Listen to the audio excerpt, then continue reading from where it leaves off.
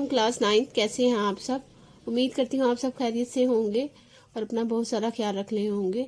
तो हम आज पढ़े हैं नेक्स्ट अपना लेसन जिसका नाम है अहद नबवी के माहो साल और ग़ज़वा हनैन। ठीक है, इसका दूसरा चैप्टर, पहला चैप्टर इसका जो हमने पढ़ा था वो फतह मक्का था, याद होगा आपको, इसको बड़े अच्छे से हमने कर लिया था। आज हम इसको पढ़ेंगे, इसके सारे को एक्सरसाइज करेंगे, शॉर्ट आंसर क्वेश्चंस पढ़ेंगे, वो आप देख लीजिएगा उसको कैसे फिल कर रही हूँ मैं, कैसे हल कर रही हूँ सारे को, वो आपने इस तरह से निशान लगा लेने हैं और अपने एग्ज़ाम की तैयारी कर लेनी है। सबसे पहले है ग़ज़वा हुनैन में ग़ज़वा हुनैन में हज़रत अबू तलहा अंसारी ने कितने कफ़ार को वासिल जहन्नम किया, यानी जहन्नम भेजा। वासिल का मतलब होता है भेजना। अब मैं आपको थोड़ा मीनिंग भी बता दिया करूँगी साथ साथ, ताकि आपको आसानी रहे। ठीक है, इसमें यहाँ से आएगा, ये लिखा हुआ है ना 30 मुशरिकों को कत्ल किया, तो हम यहाँ पे इसको ऐड इस तरह से करेंगे सवाल में। ग़ज़वा हुनैन में हज़रत अबू तलहा अंसारी रज़ी अल्लाह ताला अन्हु ने 30 कफ़ार को वासिल जहन्नम किया। दैट्स ऑल, इसका आंसर आसानी से आ जाएगा। नेक्स्ट पे हम देखते हैं कौन सा सवाल है। नेक्स्ट सवाल है, ग़ज़वा हुनैन के मौका पर हज़रत अब्बास बिन अब्दुल मुत्तलिब ने किस तरह मुसलमानों को पुकारा था। ठीक है, नंबर 2 पे है। यहाँ पे हम देखते हैं, यहाँ पे शुरू में ही हम देख लेते हैं कि यहाँ पर लिखा हुआ है, नबी करीम सल्लल्लाहु अलैहि वसल्लम ने अपने चचा हज़रत अब्बास रज़ियल्लाहु ताला अन्हु से फरमाया कि मुजाहिदीन को साबित कदम रहने के लिए पुकारे। चुनाचा उन्होंने बुलंद आवाज़ में मुजाहिदीन को पुकारा और कहा, बैतुर रिज़वान वालों कहाँ हो। ये आवाज़ सुनकर तमाम मुसलमान वापस मुड़े और थोड़ी ही देर में मैदान जंग मुजाहिदीन से भर गया। यहाँ तक इसका आंसर मुकम्मल हो जाएगा। दूसरे शॉट का ये आपने इस तरह से ही निशान लगा लेना है, मैंने भी निशान लगाया हुआ है, आप देख रहे हैं, इसी तरह आपने निशान लगा लेना है। नेक्स्ट हम देख लेते हैं सवाल कौन सा है। नेक्स्ट हमारे पास जो सवाल है वो है, ग़ज़वा हुनैन के मौका पर नबी करीम सल्लल्लाहु अलैहि वसल्लम ने मुसलमानों में हौसला पैदा करने के लिए क्या इरशाद फरमाया। तीसरा ये जवाब है, इसको हम देख लेते हैं कि कहाँ है ये। तो यहाँ इसका आंसर यहाँ है। ठीक है, हम ये देखते हैं, ये देखें यहाँ लिखा है, यहाँ से हम स्टार्ट करेंगे। इस मौका पर नबी करीम सल्लल्लाहु अलैहि वसल्लम बेमिसाल जुर्रत और बहादुरी का मुजाहिरा करते हुए मैदान में डटे रहे। नबी करीम सल्लल्लाहु अलैहि वसल्लम अपने खच्चर पर सवार थे, जिसकी रकाब हज़रत अबू सुफियान रज़ी अल्लाह तआला अन्हु और लगाम हज़रत अब्बास रज़ी अल्लाह तआला अन्हा ने पकड़ रखी थी। नबी करीम सल्लल्लाहु अलैहि वसल्लम खच्चर से उतरे, दर्ज झील कलामात अदा करते हुए दुश्मन की तरफ चल पड़े। अनन नबिय्यु ला काज़िब अनब नु अब्दुल मुत्तलिब। यहाँ तक आपने इसको तर्जुमे लिख सकते हैं या आप इसकी अरबी भी लिख सकते हैं। अरबी याद कर लें, इतनी ज़्यादा बड़ी नहीं उन्होंने दी हुई, शुरू के अल्फाज और आखिर के अल्फाज दिए हुए हैं। सही बुखारी में ये हदीस है, आपने इनका हवाला नंबर भी देना है। मैं नबी हूँ, इसमें कोई झूठ नहीं, मैं अब्दुल मुत्तलिब की औलाद हूँ। ये आपने यहाँ तक इसको ख़त्म कर देना है। ये तीसरे सवाल का जवाब है। यहाँ पे हम देखते हैं चौथा सवाल कौन सा है। चौथा सवाल है, ग़ज़वा हुनैन में कितने मुसलमान शहीद हुए। यहाँ से हम देखेंगे कि इसका आंसर किधर है। इसका आंसर इधर है कि इस ग़ज़वे में 4 मुसलमान शहीद हुए। ठीक है, सिर्फ ये आपने लिखना है कि ग़ज़वा हुनैन में 4 मुसलमान शहीद हुए। जैसे हमने ऊपर लिखा था ना, ऊपर वाले सवाल में कि 3 कफ़ार को वासिल जहन्नम किया, इसी तरह यहाँ लिखेंगे 4 मुसलमान शहीद हुए। ठीक है, यहाँ 30 का कहा था, यहाँ 4 है, अभी मैंने 3 कहा, सॉरी उसके लिए, कि 30 थे यहाँ। आगे हम देखते हैं ग़ज़वा हुनैन में मुसलमानों को क्या माले गनीमत हासिल हुआ। नबी करीम सल्लल्लाहु अलैहि वसल्लम, यहाँ से स्टार्ट लेंगे।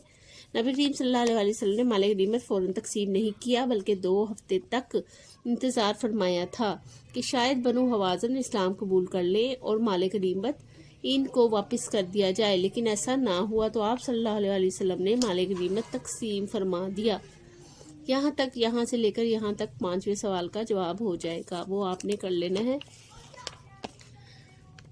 अभी हमने यहाँ 5 सवाल थे, उसके आंसर लिख दिए हैं। कहीं से भी आपने वीडियो स्किप नहीं करनी, क्योंकि छोटा सा चैप्टर है। हम बढ़ने लगे हैं, तफसीली जवाब दें। इसमें है, ग़ज़वा हुनैन में नबी करीम खातमुन नबिय्यीन सल्लल्लाहु अलैहि वसल्लम ने किस तरह शुजाअत और इस्तिकामत का मुज़ाहिरा फरमाया। وضاحت کریں۔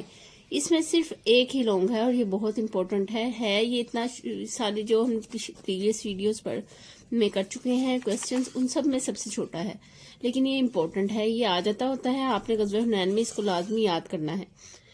یہاں سے آپ نے سٹارٹ کرنا ہے۔ دشمنان اسلام مسلمانوں سے پہلے میدان میں پہنچ کر جنگی تدابیر اختیار کر چکے تھے۔ جیسے ہی مسلمان میدانی جنگ میں اترے، کفار نے اچانک حملہ کرتے ہوئے مسلمانوں پر تیروں کی بارش کر دی، جس کی وجہ سے بد نظمی پیدا ہوئی اور مسلمان اچانک اس قدر شدید حملے سے بوکھلا گئے اور عارضی طور پر مسلمانوں کے پاؤں اکھڑنے لگے۔ ہم نے اسٹوڈنٹس پر ہر جو لانگ سوال ہے اس میں ہمیشہ ہیڈنگز دی ہیں، لیکن اس کی لینتھ زیادہ ہوتی تھی، وہ لانگ ہوتا تھا زیادہ، اس لیے اس میں ہیڈنگز دی جاتی تھی، لیکن یہ کوئی لانگ نہیں ہے، یہ آلریڈی ہی پورا تقریباً 2 پیراگراف ہیں چھوٹے سے، تو اس میں آپ کو کوئی بھی ہیڈنگ نہیں دیں گے ہم، کیونکہ یہ بالکل کلیئر ہے، ایکسپلین بھی اس کو وضاحت سے اس میں کر دیا گیا ہے۔ اس موقع پر نبی کریم خاتم النبیین صلی اللہ علیہ وسلم بے مثال جرأت و بہادری کا مظاہرہ کرتے ہوئے میدان میں ڈٹے رہے۔ نبی کریم صلی اللہ علیہ وسلم اپنے خچر پر سوار تھے، جس کی رکاب حضرت ابو سفیان رضی اللہ تعالیٰ عنہ نے اور لگام حضرت عباس رضی اللہ تعالیٰ عنہ نے پکڑ رکھی تھی۔